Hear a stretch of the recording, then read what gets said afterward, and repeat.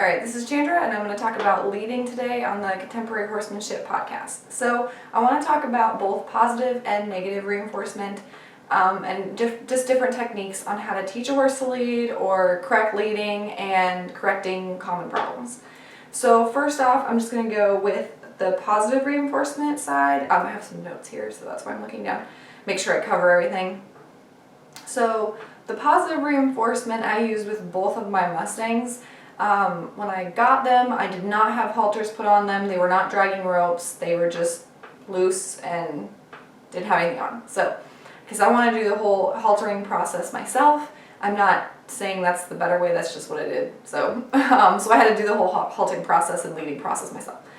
So, which you have to do anyway, but that's beside the point. So, to do it, the way I did it is with positive reinforcement for them.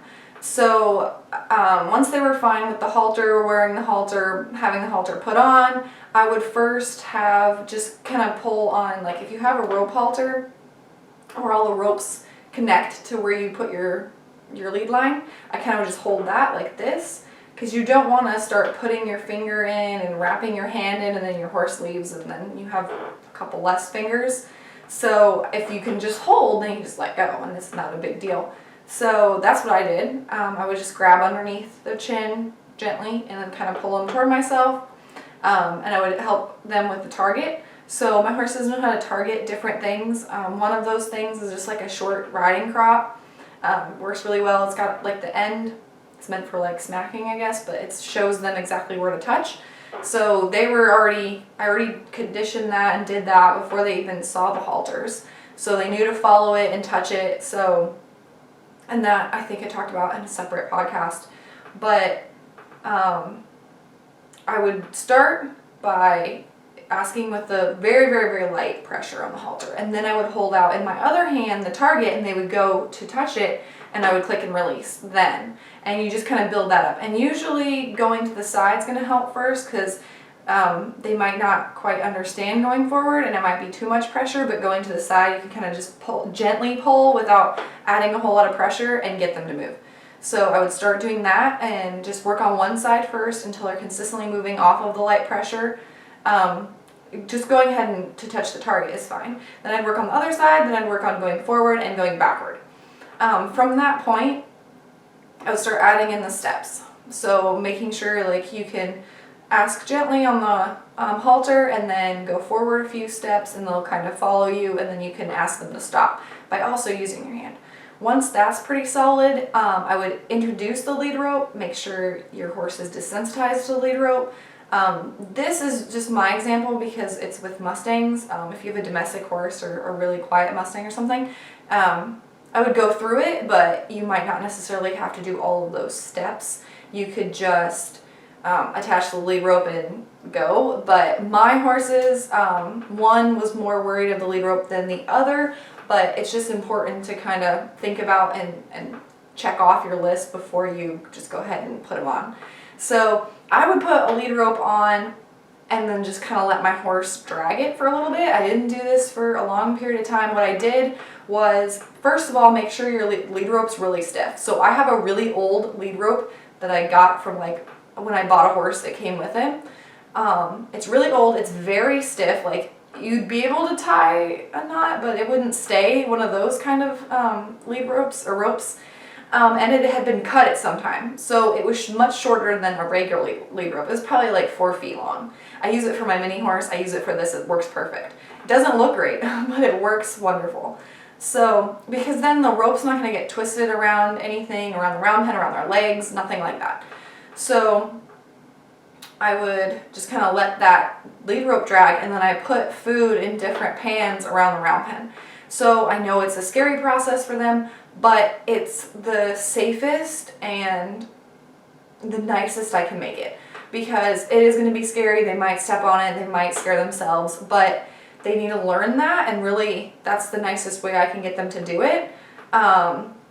Especially with the one Mustang I have, he was just terrified of seeing the rope like coming from his halter like anywhere. Like just seeing the rope move was scary.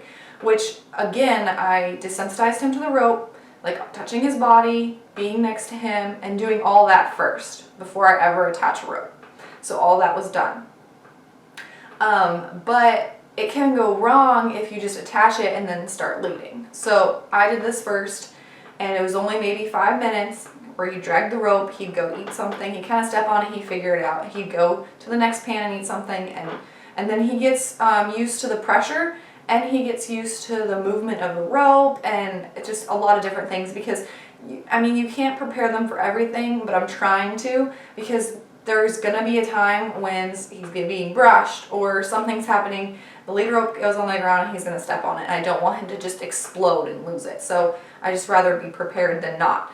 So once that's done, and that might take a few lessons, I don't recommend doing it for a long period of time, and I like adding in the food because it makes it more positive. They're not just alone in the round pen, scared and like running away from this terrifying rope, which also helps that it's short, because then it's not going to be chasing them like behind their back legs. So that's why I like that. So once that's done, then I'm going to go ahead and clip it on. For the one horse that I had, he was so scared of lead ropes, he would just run away. So I did have to kind of make a like a little intermittent lesson, so I had to break it down a little bit more for him. So for my other Mustang caster, he didn't need this, but Atlas did. So what I did was have a piece of twine, I cut it, and I just looped it through the, I don't know what the official name is, but the little thing where you clip onto your halter, or you clip your lead rope onto your halter.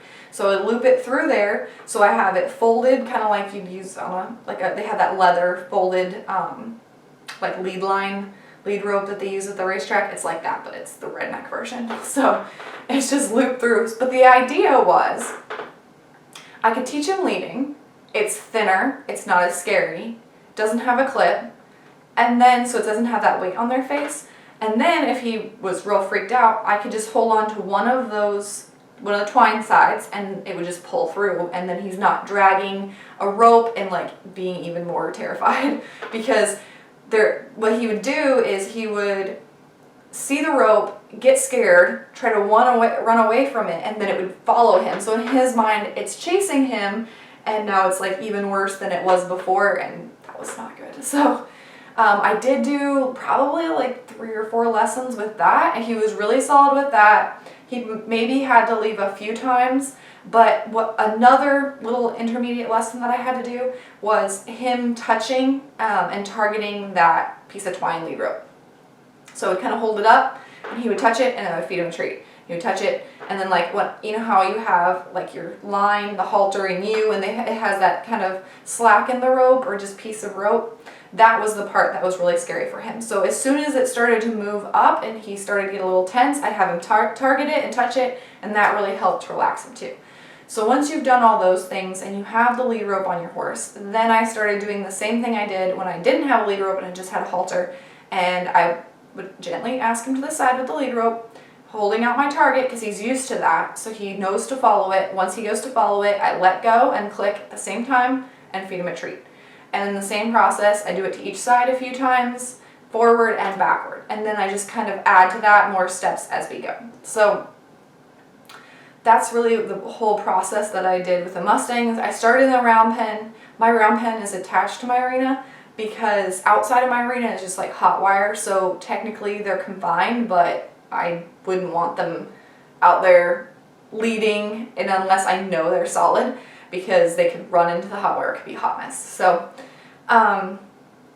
so my panel opens into my arena, so then I can just lead them directly from the round pen into the arena. So it's still a much bigger space, but it is confined and it is safer. So it's all like wood panel fencing, so we're not running into hot wire. And then they did the same leading in there, and then we just gradually added more steps, and then we're lunging and we're doing other things. So I found the target super, super helpful with the Mustangs. If you have a domestic horse, you might not need a target. If they're abused or scared or just terrified for whatever reason, you might. What I find best for domestic horses that are pretty quiet, you can just ask for leading. So usually to the side, I would ask first because that's just easier. Gentle pressure on the halter to the side, and then once they step over, I would click and feed. So you don't have the halt or the target, but you still use that positive reinforcement. And then again, making sure your horse is calm the whole time. They're not starting to mug you for treats. They're not getting overly excited. If they are doing those things, lower the value of your reinforcement. So if you're using like a horse treat that you buy, like a Tractor Supply, maybe use an alfalfa pellet or a Timothy pellet or some hay or some scratches, something else like that. So kind of get that sorted out. Your horse should remain relaxed the whole time. So I would work on that. Like in the beginning, I would click and treat every time they come off the pressure nicely. And then I would start asking for more steps, and then I would kind of change to like intermittent reinforcement. So like every few steps or every few times you ask them to go, they get a click and a treat. Not every time. So it's just occasionally now. Because then eventually they'll know what the lead rope means, and they've associated it positively, and then you're good to go, and you don't really need to do that unless the horse kind of reverts and isn't leading. Then you can go back and revisit it, but you usually don't have to. So that's what I use as far as positive reinforcement for leading. Again, I would bring out the target for a horse that's maybe just gets really wild and excited. If you're going to a show, I know people are going to think you're crazy, but it works. So, you know, do whatever is necessary for your horse to work. Obviously, I feel better going to a show or somewhere else and I have a target and I'm feeding my horse treats, then I have a stud chain on him and he's running around like floating into the air, like, you know, running and jumping and going crazy. So I'd rather do that. Like, it's fine. It's better for me, it's better for my horse, so I don't care. But I like to do that because it just gives them something to focus on. Like, they get into that seeking mode, they're going towards something, and it can really help them not be as distracted about their surroundings. They're not looking around and doing as much. They have a very specific place where they're going. So I find that helps. So for just regular negative reinforcement, again, what I've pretty much already talked about is just the pressure and release. So, but picking it up gently. So just kind of like you're going to hold someone's hand and waiting and then releasing. And then, so if your horse isn't listening, obviously I would hold a little bit more pressure, and then, but really I do a lot of holding and waiting. So I don't like to do a lot of bumping and pulling. I just like to hold and wait. So for example, when my horses are leading from the pasture to the round pen or the arena or wherever, they'll want to eat grass. I don't have a problem with that. They can go ahead and eat grass. The only thing is when I ask them to leave the grass that they do so. So what I'll do is I'll just pick up on the lead line gently.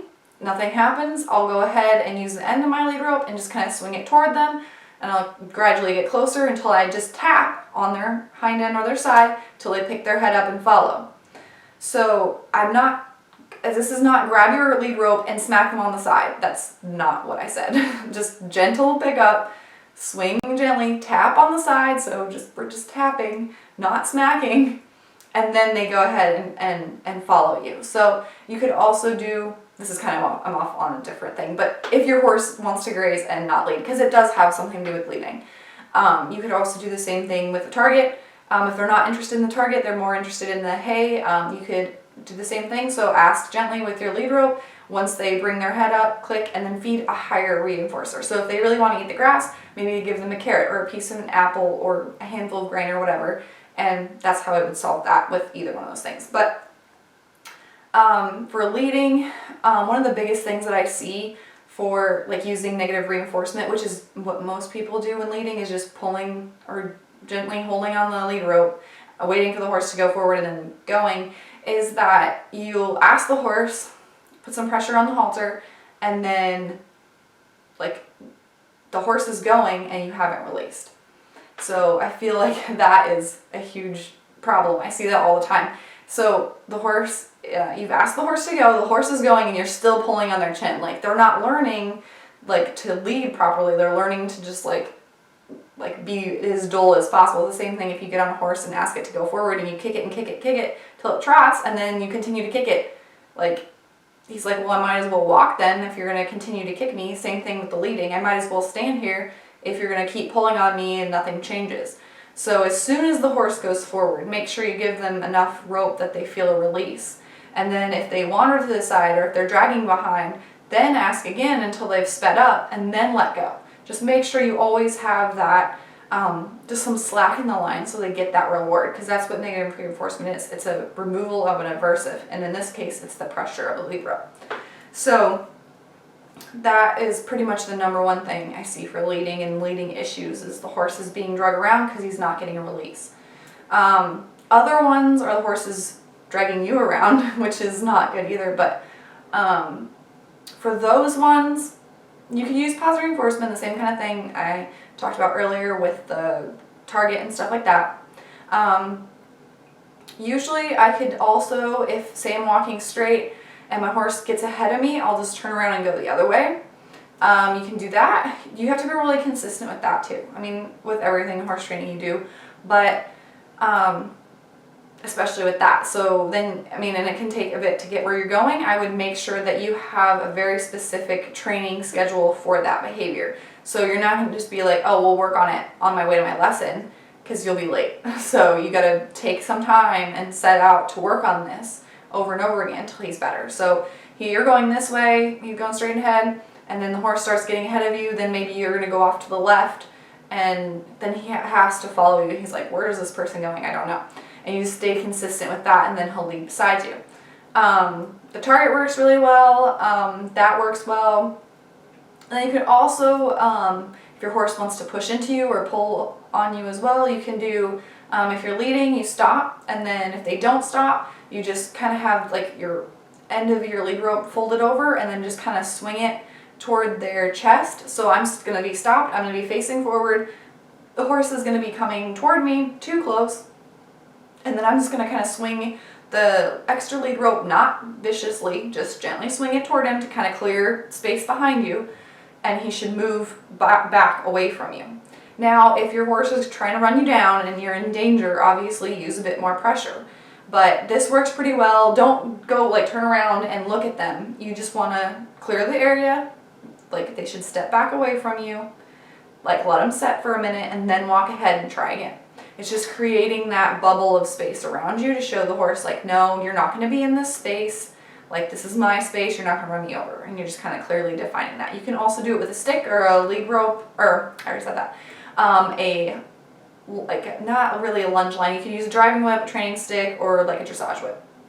Any of those will work, but the lead rope is the handiest because you have that when you're leading your horse anyways.